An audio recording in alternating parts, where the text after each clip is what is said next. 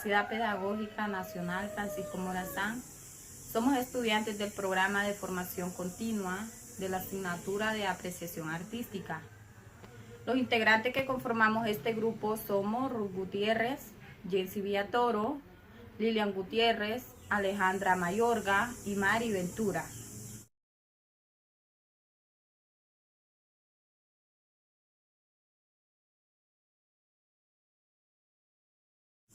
A continuación vamos a dar inicio con la exposición con el tema La historia del grabado.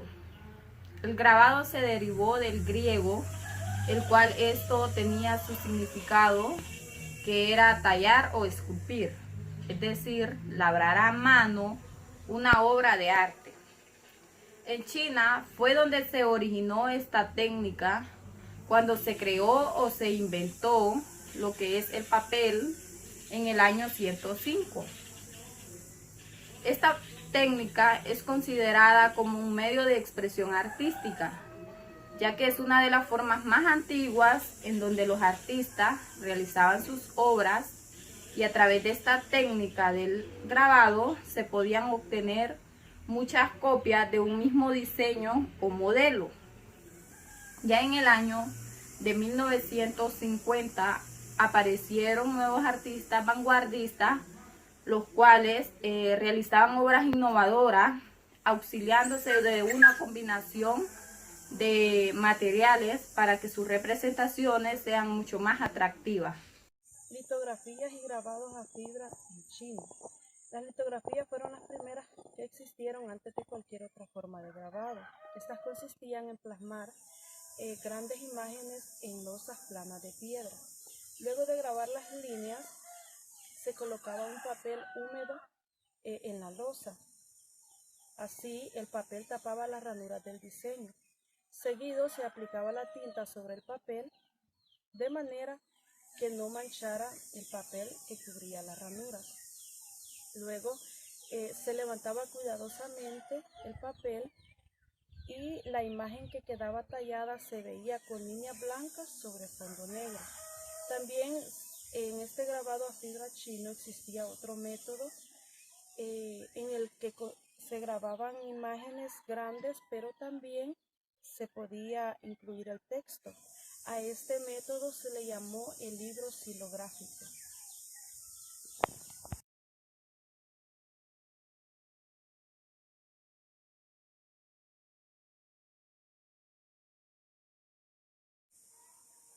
A continuación, grabadores japoneses. Este estilo de arte nació a mediados del siglo XVIII con una expresión de ukiyo-e, en el cual esto significa imágenes del mundo flotante, ya que a través del arte reflejaban el mundo del placer, la moda y escenas de la vida cotidiana, y también para la decoración del hogar.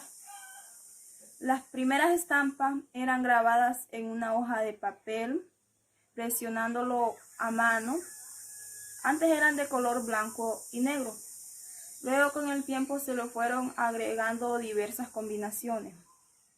Y en el siglo XIX los temas de preferencia eran los paisajes, dejando a un lado los temas figurativos debido a que se enfocaban en representar de forma detallada todos los aspectos de la naturaleza, como ser los cambios de estación, los bosques. Continuando con el tema, sigo con el subtema grabados góticos. Los grabados góticos datan en el mundo desde el siglo XV. Los primeros estilos o grabados góticos fueron vistos por primera vez en los países de Alemania, Francia e Italia. Los primeros dibujos góticos fueron tallados en madera, entintados y estampados. Dichas estampas realizadas fueron utilizadas para el juego de naipes, ya que este era un juego muy popular en aquella época. El periodo gótico estuvo centrado básicamente alrededor de la iglesia. ¿Qué quiere decir esto?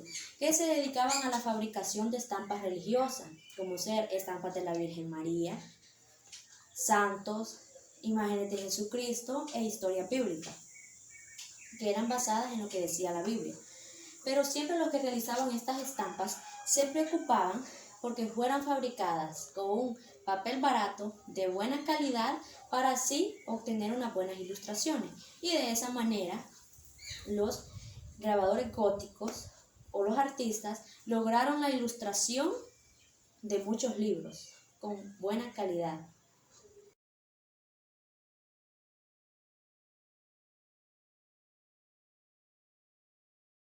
El grabado renacentista fue un fenómeno histórico que se dio en Europa entre los siglos XV y XVI.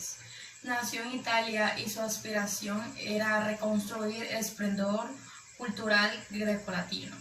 En este periodo reflorecen las artes y las ciencias después de los sombríos siglos de la Edad Media.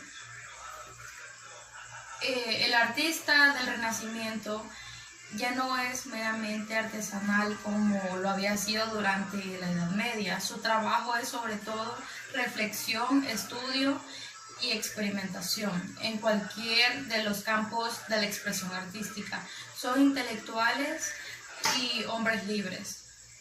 El arte dejará desde ese momento de ser algo anónimo y en el genio creador individual pasará a situarse el primer plano de manifestaciones artísticas.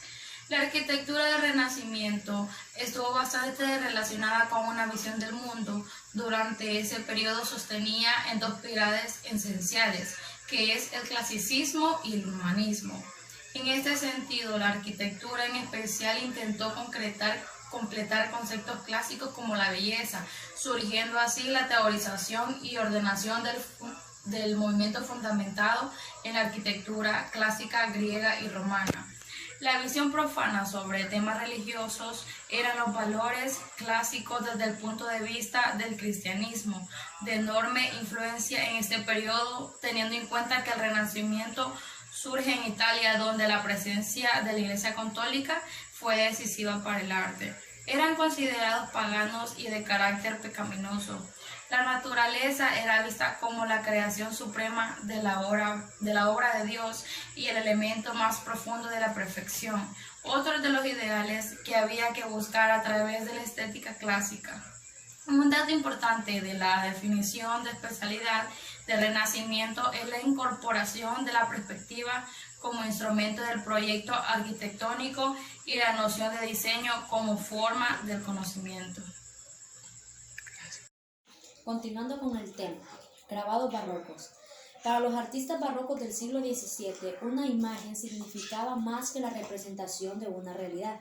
En este periodo destacan artistas muy importantes y muy influyentes, como ser Robert Nanteuil, que fue un artista muy importante que sus pinturas o obras artísticas, tanto autóctonas como copiadas muchas veces de otros artistas, lograron un gran éxito en este género en este periodo.